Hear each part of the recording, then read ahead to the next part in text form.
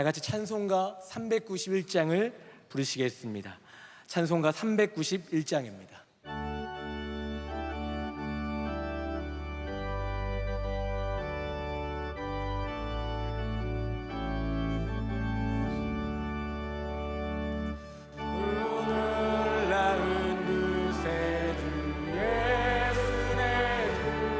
참 능력에 주시루다.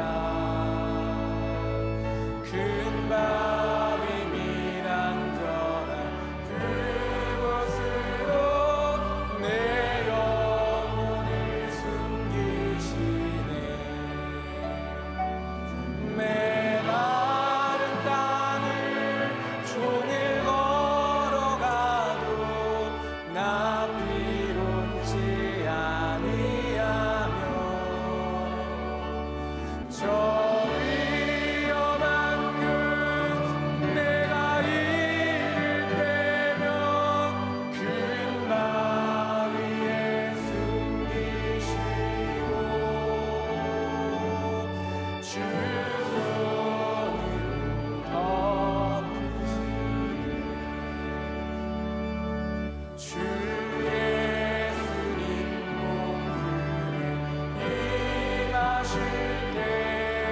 나 일어나 말이하리.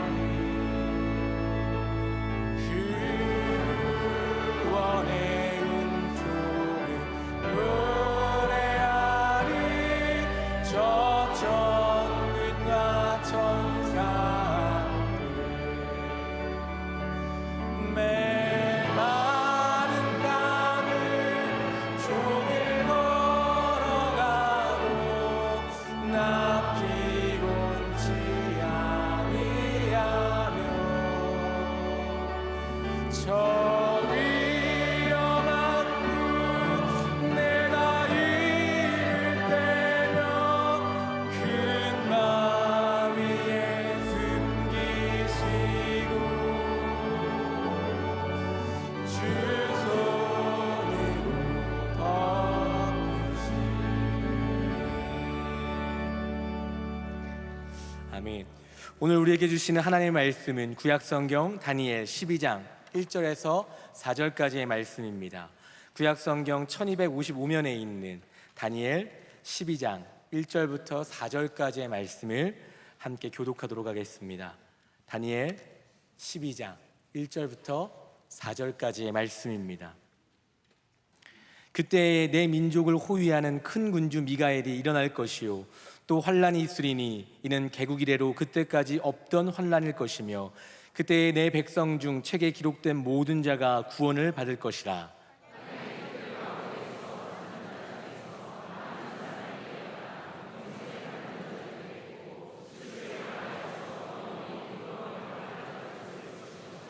지혜 있는 자는 궁창의 빛과 같이 빛날 것이요 많은 사람을 옳은 대로 돌아오게 한 자는 별과 같이 영원토록 빛나리라. 다니엘아, 마지막 때까지 이 말을 간수하고 이 글을 봉함하라. 많은 사람이 빨리 왕래하며 지식이 더하리라. 아멘. 특순 시간입니다. 음악전공 유학생과 5대 교구 피택자가 특순으로 이어서 교회 사랑하는 찬양대가 찬양으로 하나님께 영광 돌리겠습니다.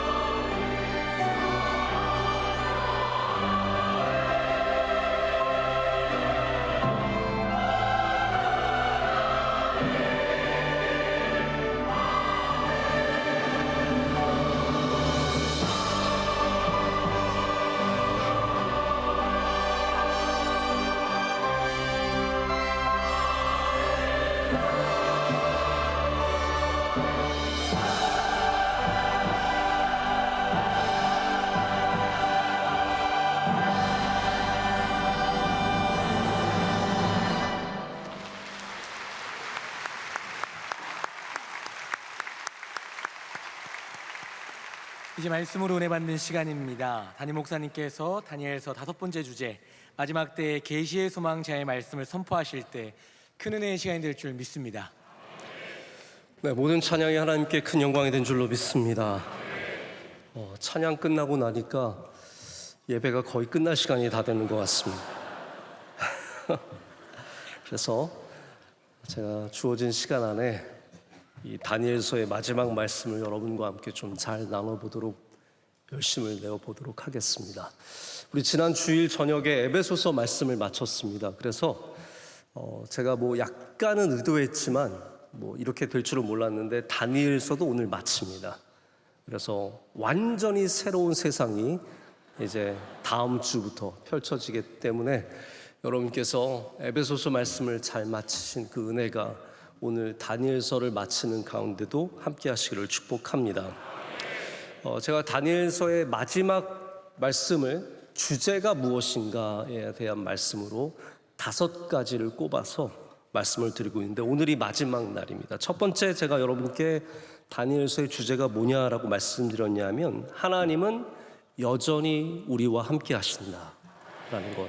포로로 잡혀가고 정말 핍박과 고난이 있는 삶이지만 하나님은 그 가운데도 우리와 함께 하신다는 것. 이것이 가장 첫 번째 주제였다면, 두 번째 주제는 하나님께서 사람을 그릇으로 사용하신다 였습니다. 그래서 다니엘과 다니엘의 친구들뿐만 아니라 심지어는 이 바벨론과 메대와 바사의 왕들조차도 다 하나님의 그릇으로 우리가 쓰임받고 있다라는 것을 말씀을 나눴습니다.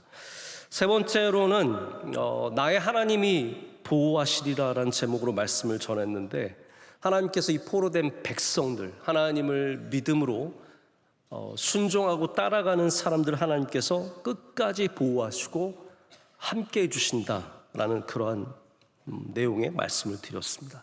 네 번째와 다섯 번째는 사실 그렇게 쉬운 내용은 아니라고 생각을 합니다. 네 번째는 하나님의 나라에 대한 말씀을 드렸습니다. 이 수많은 제국들이 서고, 이 흥망성쇠라고 하죠, 일어서고 무너지는 가운데 오직 하나님의 나라만이 영원히 설 것이다. 그래서 이 수많은 이 뿔들이 나오고 다양한 상징들이 나오면서 이 거대한 국가, 우리가 보기에는 절대로 무너지지 않을 것 같은 국가들이 결국은 다 무너지고 뿔이 꺾이고 결국은 그들이 죽임을 당할 것이고, 그러나 그 가운데 하나님의 나라는 영원하리라.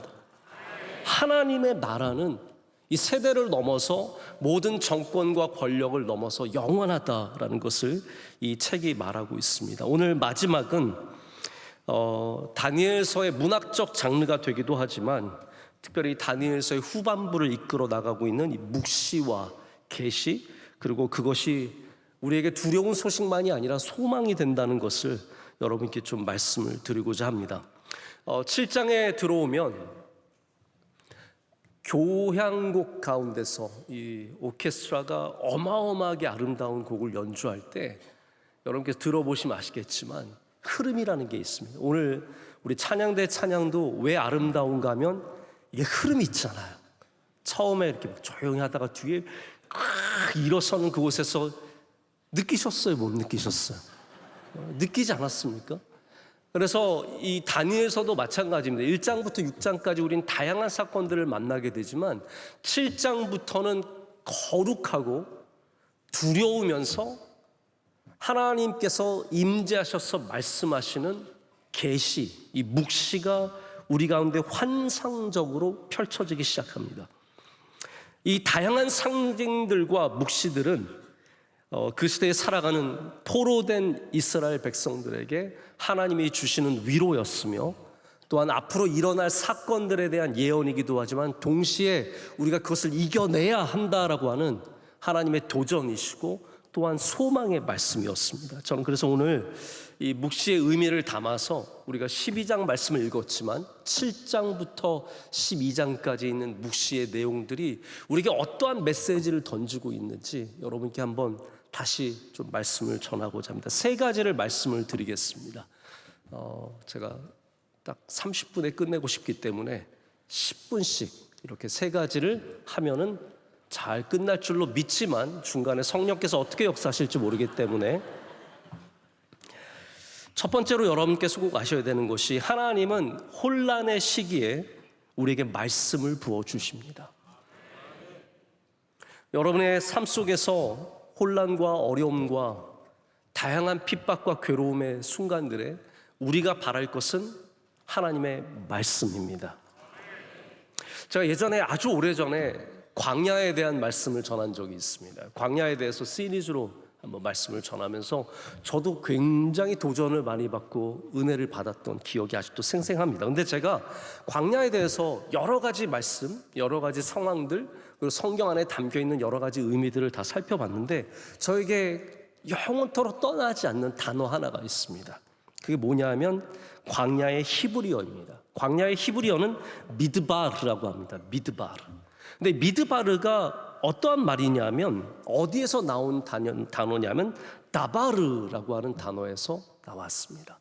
여러분 뭐 상식적으로 알고 계신 분들도 계시겠지만 다바르는 무슨 말이냐면 말씀이라는 뜻이에요. 근데 제가 이게 처음에 이해가 안 되는 거예요. 광야랑 말씀이랑 미드바르랑 다바르랑 무슨 관계가 있냐고요. 광야랑 말씀이랑 무슨 관계가 있습니까? 근데 성경이 왜 히브리 사람들이 광야를 다바르에서 나온 미드바르라고 불렀냐면 광야에 하나님의 말씀이 있기 때문이에요.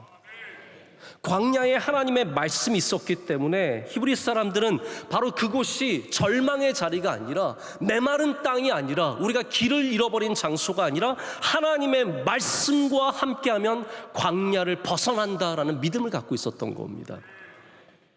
여러분 광야는 하나님이 우리에게 말씀하시는 곳입니다. 그래서 수도원이 처음에 초대교회에 이제 막 세워지기 시작할 때 수도원이 어디 세워졌습니까? 사막에 광야에 세워졌습니다. 이 수많은 아라비아 반도에 북아프리카의 다양한 곳에 광야의 수도원이 세워졌던 것은 그들이 애초에 하나님의 말씀을 사모하여서 그곳으로 들어갔기 때문입니다. 여러분 우리의 삶의 광야를 만날 때가 왜 없겠습니까? 지금 다니엘은 광야를 만난 겁니다. 이스라엘 백성들은 광야를 만난 겁니다. 그런데 놀라운 아이러니는 그 광야에서 하나님이 지금 말씀하고 계시다라는 거예요. 그 바벨론에서 하나님께서 언제보다도 더 확실하게 또렷하게 우리에게 말씀하고 계시다는 겁니다. 여러분 광야는 지도조차 별 의미가 없습니다. 광야에는 길이 수시로 변합니다. 광야에는 수많은 이 강물길, 이 물길은 우기에는 강이 되고 우기가 끝나고 건기가 시작이 되면 다 말라서 흙이 되어버리는, 강을 그려봤자 아무 소용이 없어요. 그게 언젠가는 강이지만 또 언젠가는 흙이기 때문입니다. 여러분 우리가 어디로 가야 할지 지도조차 나를 도와줄 수 없는 그런 곳에서, 여러분 우린 지도가 있으면 다 살아나올 수 있을 것 같지만 인생이라는 게 그렇지 않잖아요. 도저히 빠져나올 수 없는 것 같은 광야를 만날 때 우리는 거기서 말씀하시는 하나님을 만나야 합니다. 하나님께서 우리에게 뭐라고 말씀하시는지, 하나님의 뜻이 무엇인지. 그래서 광야를 빠져나가는 사람은 길을 찾았기 때문이 아니라 하나님을 만났기 때문에 빠져나가는 겁니다. 제가 우리나라 TV 프로그램에 없는 거 하나가 뭔지 깨달았습니다. 우리나라가 요즘에 만화면 만화, 애니메이션이면 애니메이션, 노래면 노래, 예능이면 예능, 우리나라에서 잘 모르는 가수들을 해외에서는 엄청 잘 알아요. 저는 지난번에 한번 일본 갈 때 정말 어줍지 않게 생긴 남자애들이 가는데 제가 볼 때는 우리 교회 청년부 애들이 훨씬 더 잘생겼어요. 얘네들은 막 화장하고 막 머리 이상하게 기르고 옷도 이상하게 입었는데 공항에 딱 내리니까 일본 사람들이요, 나는 하나도 반겨주는 사람이 없는데 모두가 나와서 막 찍고 있는 거예요. 야, 진짜 한심하다, 한심해. 어떤 그룹이 있는지 알아봤는데 저는 이름을 듣고도 까먹었어요. 아무도 잘 모르는 사람들인데 그렇게 유명하더라고요. 한국 TV가, 이 문화가 그만큼 세계에서 이제는 많이 인정받고 또 사람들이 알게 되었습니다. 근데 제가 우리나라 프로그램 중에 없는 게 뭐냐면 어드벤처가 없어요. 예능은 있는데 진짜 상남자다운 어드벤처는 없어요. 제가 말하는 어드벤처 프로그램이 어떤 거냐면, 예를 들어서 미국 TV에는 특수부대를 나온 아주 유명한 사람이 정글 같은 곳에 떨어집니다. 사막에 혼자 내려놓습니다. 이 동남아의 맹그로브 숲 가운데 모기가 들끓고 벌레, 별의별 독사 같은 게 있는 곳에 딱 혼자 놔둡니다. 남미의 정글에 어디가 길인지 모르는 곳에 놔둡니다. 그러면 그 극한 상황에서 빠져나오는 것을 이제 계속 찍는 겁니다. 우리나라는 가봤자 뭐 바다 앞에서 문어 잡고 그러는 게 전부잖아요. 근데 그분이 빠져나오는 걸 보면 그 기술이 정말로 대단합니다. 별자리를 보면서 빠져나오기도 하고, 지난번에도 한번 말씀드린 적이 있는데, 저 북극인가에 갔을 때는 잘 데가 없으니까 죽은 술록의 배를 갈라서 그 안에 들어가서 자더라고요. 이야, 이게 진짜 남자는 그래야죠.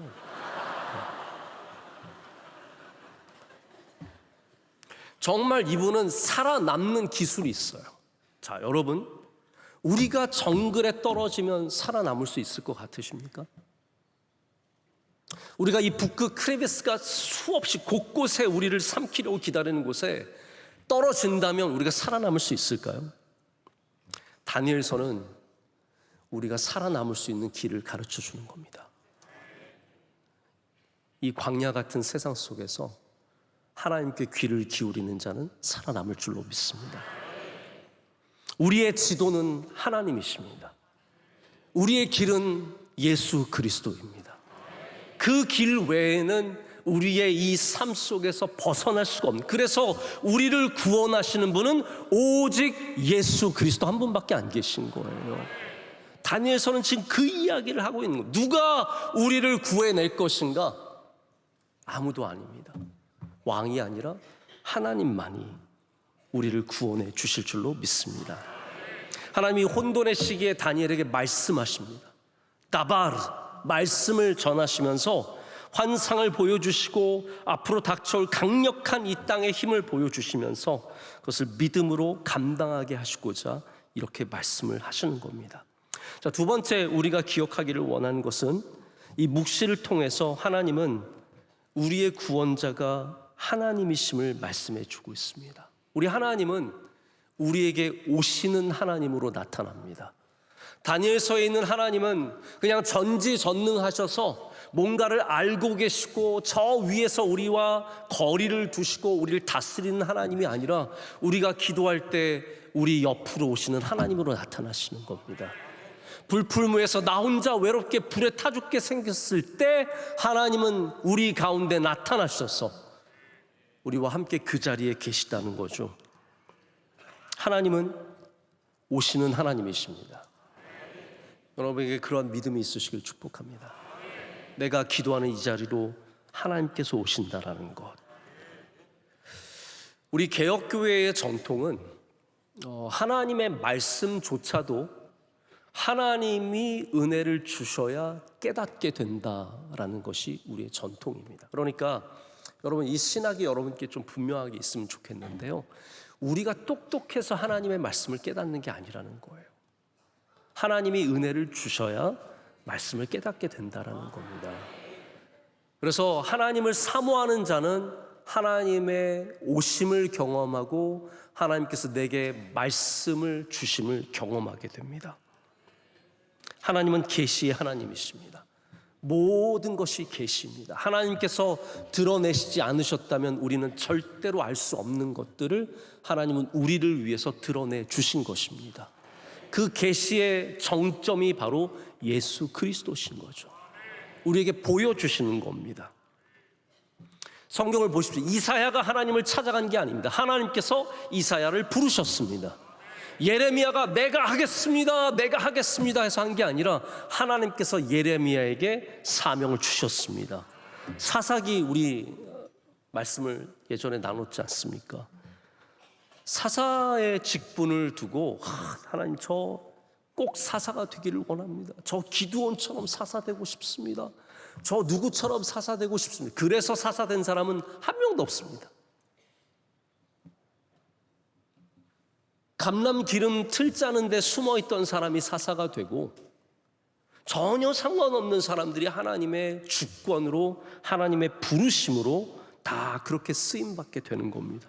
사울도 다윗이 저는 그래서 우리가 기도 제목을 어디까지 정해야 하는가, 제가 저를 가만히 돌아보면 확실히 하나님의 뜻과 나의 뜻은 다른 것 같아요. 제 뜻대로 된 거는 별로 없는 것 같아요. 그래서 복을 받는 겁니다. 여러분 뜻대로 다 되면 인생 망치는 겁니다. 한번 생각해 보세요. 내 뜻대로 다 되면 우리가 내 인생이 훨씬 더 복을 받을 것 같지만 내 뜻대로 되면 인생이 골로 가는 겁니다. 하나님의 인도하심이 있습니다. 저는 지금 제가 하고 있는 것 중에 제가 기도해서 된 건 별로 없는 것 같아요. 저희 자녀들도 제가 계획했다면 저희 첫째는 이미 군대를 갔다 왔어야 돼요. 아니, 저희 남동생 애가 군대 제대한 지 2년이 됐어요. 저는 제 동생 만날 때보다 굉장히 기분이 나쁩니다.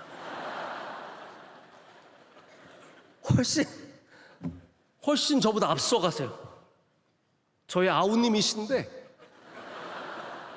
걔 인생은 잘 풀려가지고 훨씬 앞서가세요. 저는 제 뜻대로 된 게 별로 없어요. 아이도 그랬고 목회도 그렇고 제가 하는 일들이 하나님 제가 저거 되고 싶으니까 저 되게 해주세요 된 게 별로 없습니다. 그런데 저는 너무너무 감사합니다. 제게 주신 모든 것에 감사합니다. 다니엘도 아마 그러지 않았을까요? 다니엘이 하나님 저 총리 되게 해주세요, 저 포로로 잡혀가게 해주세요, 저 궁정에 들어가게 해주세요. 아마 다니엘이 기도한 거는 이것밖에 없는 것 같아요. 하나님 저 믿음 지키게 해주세요, 저 잘 믿게 해주세요, 영원토록 하나님만 사랑하게 해주세요. 그게 진정한 다니엘의 기도 제목 아니었겠습니까? 그런데 하나님은 그 다니엘을 찾아가십니다. 그래서 제가 예전에도 한번 다니엘서와 에스더 전체 묵시 문학에 대해서 말씀을 드리면서 여기에 놀라운 전환이 있다고 말씀을 드렸어요. 제가 이게 너무 중요한 소중한 얘기이기 때문에 이미 들으신 분들도 많으시겠지만 한 번만 짧게 더 말씀을 드릴게요. 이스라엘 백성들에게 가장 큰 충격은 뭐냐 하면 성전이 무너졌다는 겁니다. 하나님은 어디 계세요? 성전에 계셨잖아요. 이 표현이 좀 이상하지만 하나님 성전에 계시잖아요. 근데 그 성전이 무너짐으로 말미암아 이스라엘 백성들은 이제 하나님을 어디에서 만나야 되는지 모르는 겁니다. 그게 다니엘서와 에스더의 굉장히 어려운 신학적인 지점입니다. 여기가 어려운 거예요. 하나님을 어디서 만나야 되냐. 근데 하나님은 이 다니엘서에도 7장 8장에 어떻게 나오시냐면 하나님께서 불바퀴를 타고 움직이세요. 그게 다니엘서가 우리에게 말하고 싶은 거예요. 하나님은 어디 계시냐? 성전에 묶여 계시다가 성전과 함께 사라지신 분이 아니라 성전이 불타도 하나님은 하나님의 백성에게 찾아오신다라는 거예요. 불바퀴를 타시고. 그래서 우리가 지난번에도 에릭 리델이라고 하는 이 육상 선수의 말씀을 제가 주일 저녁에 드렸잖아요. 불의 전차, Chariot of Fire. 그게 어디서 나온 말인 것 같아요? 그게 다니엘서에서 나온 말이에요. 하나님 뭘 타셨느냐? Chariot of Fire. 불병거의 불바퀴에 타시고 우리 가운데 임재하시고 우리에게 찾아오신다라는 겁니다. 여러분, 교회도 그래서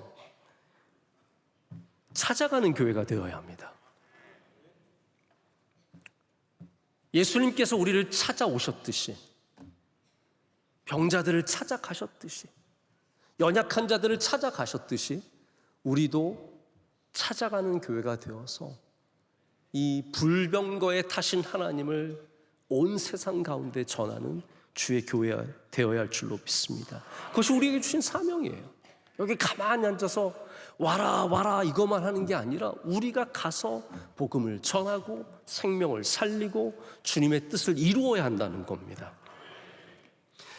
그 오시는 하나님께서 이 다니엘서에서는 뭐로 등장하시냐면 Son of Man이라고 인자로 등장을 하시는 겁니다. 제가 이 인자 사상에 대해서 이 Son of Man에 대해서 여러분께 한번 자세하게 설명을 드린 적이 있습니다. 이 환상 중에 사람의 모습을 한 존재가 구름을 타고 나타나세요. 그리고 그 존재가 사람처럼 보이기 때문에 인자라는 표현을 씁니다. 근데 그때도 말씀을 드렸지만 인자는 하나님의 현현인데 이 땅 가운데 소멸하지 않는 영원한 권세를 갖고 멸망하지 않는 영원한 왕국을 건설하시는 분이시, 그게 바로 인자입니다. 근데 인자가 우리 개신교, 우리 기독교인들은 다 고백하지만 그냥 사람의 모습을 한 하나님으로만 우리는 말하지 않습니다. 인자가 누구입니까? 바로 예수 그리스도이신 거예요. 메시아인 겁니다. 메시아가 이 땅에 오셔서 우리를 구원하시는 것이 바로 이 다니엘서 후반부에서 나누고 있는 하나님의 오심에 대한 중요한 주제입니다. 그래서 다니엘서 7장부터 12장은 유대인들에게만 중요한 것이 아니라 우리 그리스도인들에게도 매우 중요한 장입니다. 우리는 여기서 예수 그리스도를 만납니다. 예수님께서 인자라는 단어를 쓰셨을 때 그 말을 듣는 유대인들은 모두가 다니엘서의 인자라는 것을 알았습니다. 아, 이분이 바로 그 인자구나. 우리 가운데 오셔서 우리를 구원하시는 분이시구나를 금방 느꼈죠. 자, 그런데 이걸 아셔야 돼요. 왜 인자일까요? 왜 인자가 중요합니까? 7장부터 12장까지 모든 나라들과 모든 권세는 뭐로 표현이 되고 있냐면 다 짐승들로 표현이 되고 있습니다. 여러분 아시죠? 뿔이 달린 짐승, 뭐 발과 얼굴이 다른 짐승, 다양한 포악한 짐승들로 표현이 되어 있어요. 그래서 그 짐승들이 잔인한 것처럼 이 모든 제국들이 잔인하게 세상을 다스립니다. 그러면 인자는 무엇입니까? 짐승의 제국은 누가 다스리냐면 짐승이 다스리는 거예요.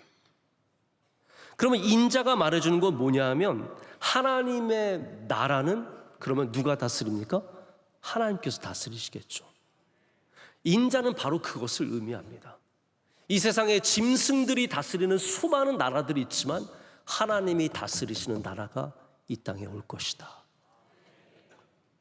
여러분 이게 얼마나 중요한 주제인지 모릅니다.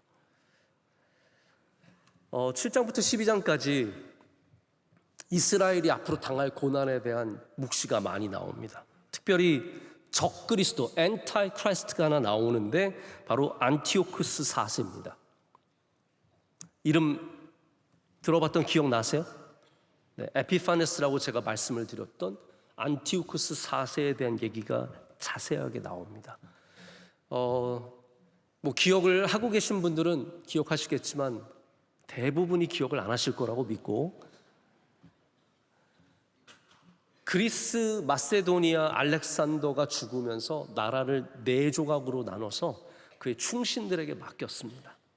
근데 이 이집트 쪽이랑 시리아 쪽은 늘 앙숙이어서 가장 큰 두 나라가 서로를 견제하고 싸우기 시작합니다. 그런데 이 시리아의 왕인 안티오쿠스 4세가 이집트를 정벌하기 위해서 그쪽으로 내려가서 전쟁을 벌이려고 해요. 근데 로마가 경고를 합니다. 너 내려가지 마. 근데 로마가 그때 이미 큰 나라가 되었어요. 그래서 안티오쿠스가 내려가지 못하고 결국은 중간에 돌아갑니다. 근데 돌아가니까 화가 나요, 안 나요? 자, 여러분 다시 집중해 주시기를 바랍니다. 얼마 남지 않았어요, 이제. 제가 보니까 한 15분부터 이제 다 이렇게 뭔가를 놓으신 것 같아요. 이제 들을 만큼 들었다. 더 이상 들어갈 정보를 넣을 자리가 없다. 제가 이해합니다. 이거 이미 아시는 얘기니까 들으시면 기억이 나실 거예요. 제가 어느 TV에서 봤는데 치매를 예방하는 거, 갑자기 이것까지 제가 끌고 들어와야겠습니까? 한마디로 말하자면 예배 잘 들으시면 치매가 예방된대요. 그래서 아니 정말이에요. 치매를 예방하는 약 중에 50%를 확률을 줄여줄 수 있는 약은 없대요. 그러니까 도움을 줄 수 있는 약은 있지만 50%까지 줄이는 약은 없대요. 그런데 여러분 제가 갑자기 약장생 된 것 같은데, 말씀만 잘 들으셔도 50% 준대요. 이건 뭐 아멘이라고 하실 것까지는 없고요. 이거는 확실한 거예요. 그래서 약을 먹어도 안 주는데, 보세요. 지금 약간 정신이 돌아오시잖아요. 이거 보세요. 네? 여러분들도 괜히 아내와 남편과 싸우고 나면 그 화풀이 누구한테요? 첫 번째 만나는 놈한테 하는 거예요. 그게 아들이든 딸이든 엄마든 바로 표정이 딱 달라지죠. 싸우고 기분 나쁘면 딱 처음 만나는 사람한테 왜 그러는데, 평소에는 안녕 이렇게 할 거를 너 내가 엄마가 몇 번 말했어, 또 몇 번 말씀할, 그거 하지 말라 그랬죠 제가. 네. 화장법을 쓰시면 안 된다니까요. 그러니까 이 안티오쿠스 4세가 이집트 정벌을 실패하고 돌아가는 길에 만난 나라가 뭐겠어요? 이스라엘인 거예요. 그러니까 이스라엘이 게다가 시리아를 배반했어요. 그러니까 이 안티오쿠스가 어마어마하게 이스라엘에게 핍박과 환난을 주기 시작합니다. 그게 마카비가 저항하게 된 이유고, 그것을 통해서 우리가 지금 유대인들이 섬기는 수전절이라고 하는 것이 하누카가 그래서 생긴 겁니다. 근데 그게 어떠한 상황이었냐면 이게 다 외경에 나와 있고 마카비서에 다 나와 있는 얘기입니다. 안티오쿠스가 보통 대부분의 국가들은 기존 종교를 허락을 했습니다. 그런데 안티오쿠스는 얼마나 심각하게 헬라 문화를 여기에 주입했냐 하면, 이스라엘 사람들이 제사를 못하게 지내는 건 당연한 것이고 지성소를 더럽혔습니다. 지금까지 어떠한 정벌한 왕도 그런 적이 없는데 지성소에 들어가서 지성소를 더럽혔고, 우리 마카비서를 보면은 돼지를 잡아서 거기서 제사를 지냈다고 되어 있어요. 이거는 말도 안 되는 거예요. 얼마나 심각했냐 하면 할례를 행한 어머니를 죽였고 그 아이들을 목매달아 죽였습니다. 이게 안티오쿠스 4세가 이스라엘에게 준 수많은 고통과 환난이었어요. 그러니까 이스라엘 입장에서는 이게 적그리스도의 아니에요? 이게 적그리스도예요. 물론 이제 그리스도 예수, 역사적인 그리스도 적그리스도는 아니지만 이게 바로 이스라엘을 무너뜨리는 가장 큰 적그리스도의 모델이 되는 겁니다. 하나님께서는 다니엘에게 이 계시와 이 묵시를 주심으로 그들이 견뎌내야 할 미래가 있다는 것을 알려주시는 겁니다. 여러분, 신앙생활을 하실 때 우리가 꽃길만 걸을 생각하면 안 됩니다. 믿음의 환난을 만나도 이겨낸다는 믿음을 가지셔야 되고, 우리의 믿음이 지금 이렇게 자유롭게 신앙생활하고 예배드리는 것이 당연한 것 같지만 어쩌면 10년 뒤, 20년 뒤, 40년 뒤, 50년 뒤 우리에게도 예배 드릴 수 없는 날이 올 수도 있다는 생각을 하셔야 돼요. 그렇기 때문에 오늘 우리는 다시 더욱더 믿음 가운데 주님 앞에 서야 할 줄로 믿습니다. 우리의 마음을 굳건하게 해야 되고 우리의 믿음을 지켜야 하고, 그것이 바로 묵시서가 우리에게 전하는 내용입니다. 세 번째, 마지막입니다. 그래서 우리는 영적 싸움을 해야 합니다. 영적 싸움을 해야 합니다. 여러분, 성도는 반드시 영적 싸움을 할 수 있어야 합니다. 영을 대적할 줄 알아야 합니다. 그래서 우리는 혼자 있을 때도 내가 영적으로 흔들리면 나사렛 예수 이름으로 명하노니 물러갈지어다 외칠 줄 알아야 되고, 영적으로 이길 자세를 가져야 돼요. 자, 이 묵시문학 속에 들어있는 중요한 신학적인 게 있습니다. 이게 뭐냐면 제사장 전승이라는 겁니다. 우리 한번 따라해보세요. 제사장 전승. 제가 오늘 좀 많이 신학적인 얘기를 해서 죄송한데 이게 너무 중요한 거예요. 성경에 다양한 전승이 있습니다. 근데 지혜의 전승도 있고 율법의 전승이 있는가 하면 제사장의 전승이 있어요. 여기 좀 차이가 있습니다. 어떤 사람은 지혜를 갖는 것이 최고인 줄 압니다. 그렇지 않습니다. 어떤 사람은 율법을 지키는 것이 최고인 줄 압니다. 그게 누구입니까? 나중에 바리새인이라고 말씀을 드렸어요. 바리새인들은 성전이 무너지고 나서 이 다니엘 시대입니다. 그때부터 뭘 붙잡았냐면 율법을 붙잡은 겁니다.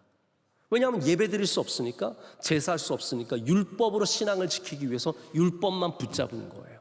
자, 여기에서 문제가 생기기 시작하는 겁니다. 하나님을 영과 진리로 예배하는 것이 아니라 오직 책임과 의무로 예배하기 시작했기 때문에 말라기와 같은 제대로 하나님께 예배드리는 것들이 다 무너진 그런 시대가 오고 말았죠. 그럼 제사장 정승은 뭐냐 하면요, 가장 큰 복, 우리 그리스도인들, 우리 믿는 사람들에게 주신 가장 큰 복이 뭐냐? 하나님께 예배하는 것이다. 이게 제사장 전승이에요. 다니엘서는 바로 이 전승을 갖고 있는 겁니다. 우리에게 가장 복된 것이 무엇이냐? 하나님께 기도하고 하나님을 예배하고 성전이 무너졌어도 하나님을 예배하는 사람이 되라. 이것이 우리에게 주는, 종말의 시대에 주는 도전입니다. 그래서 여러분, 다니엘서가 우리에게 말하는 것은 여러분 사자굴에 들어가라는 게 아니에요. 자꾸 일부러 사자굴에 들어가지 마세요. 어떠한 그런 것을, 어떤 영웅적인 것들을 하려고 하지 마세요. 우리가 해야 할 것은 뭐냐면 예배하는 것입니다. 불풀무에 들어가지 않아도 됩니다. 그런데 우리가 반드시 이겨야 하는 영적 싸움은 뭐냐면 예배하는 것입니다. 자, 이 말씀으로 맺을게요. 이 정도면 정말 괜찮지 않습니까? 네. 8시 반에 마친다고 했는데, 자, 가장 중요한 영적 전쟁이 무엇일까요? 한번 생각해 보세요. 여러분, 우리에게 가장 중요한 영적 전쟁이 무엇일까요? 이 세상의 타락한 문화에서 벗어나는 것, 영적 전쟁일 수 있습니다. 혹은 사람들의 유혹으로부터 멀어지는 영적 전쟁일 수 있습니다.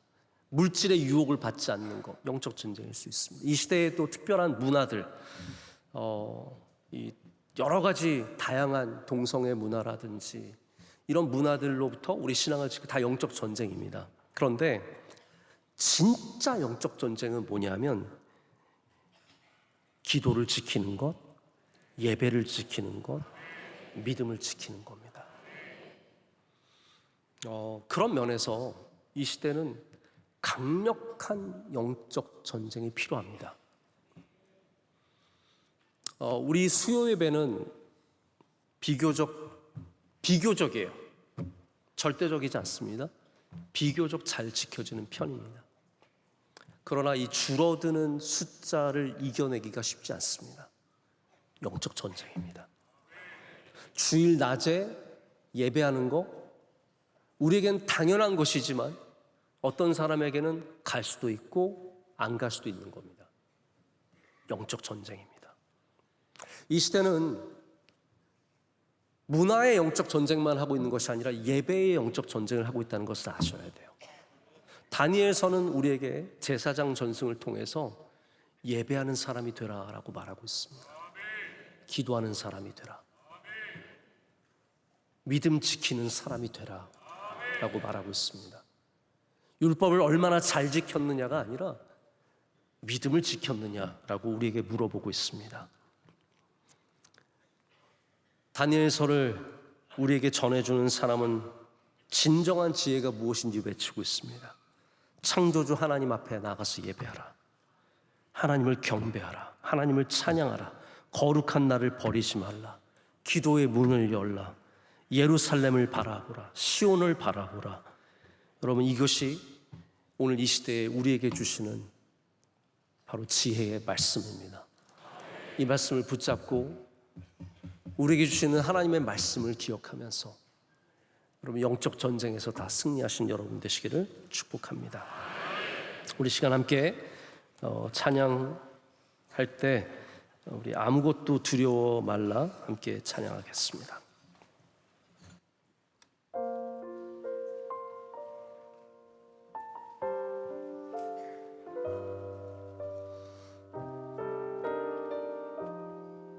아무것도 두려워 말라.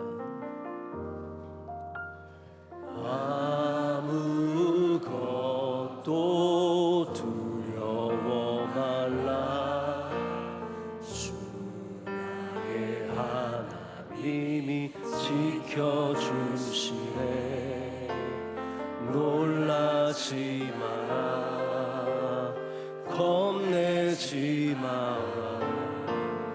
주님 나를 지켜주시네. 다시 한번 합니다. 아무것도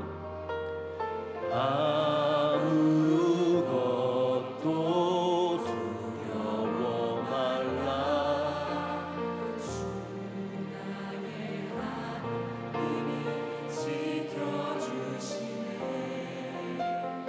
놀라지 마라.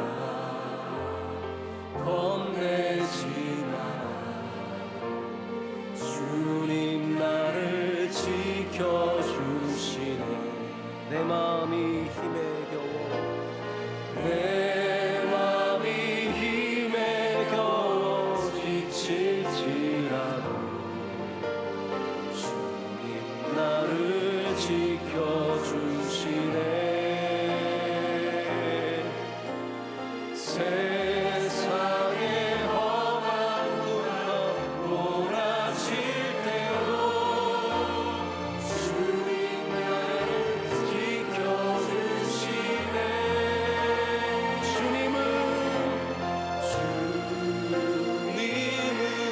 나의 산성, 주님은 나의 요새, 주님은 나의 소원, 나의 힘이. 양번 다음에 주님은 나의 산소, 주님은 나의 산소, 주님은 나의 요새, 주님은 나의 소원, 나의 힘이 되신 여호와. 이제는 우리 주 예수 그리스도의 은혜와 하나님 아버지의 사랑과 성령의 충만하신 은혜가 대한민국 위에 새 정부가 교회와 함께 잘 지나게 하여 주시고 끝까지 하나님의 뜻을 쫓아 이 정부가 하나님 영화롭게 하는 일에 귀중하게 쓰임받는 도구 되게 하여 주옵시고. 할렐루야. 한국 교회 위에 우리 모든 성도들 가정 위에 성삼위 하나님의 은혜가 항상 함께 하시기를 축원하옵나이다.